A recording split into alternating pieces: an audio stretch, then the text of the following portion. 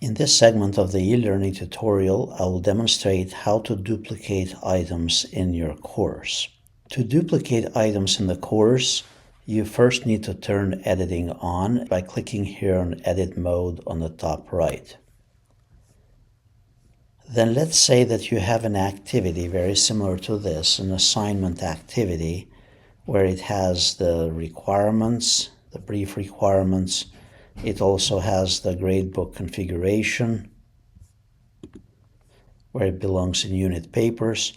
And instead of you having to create the assignment from scratch every time, you can go to the course and duplicate this assignment or activity. And to duplicate it, all you have to do is you click on the three dots here on the right hand side, the quick menu, while editing is on in the course, and then click on duplicate.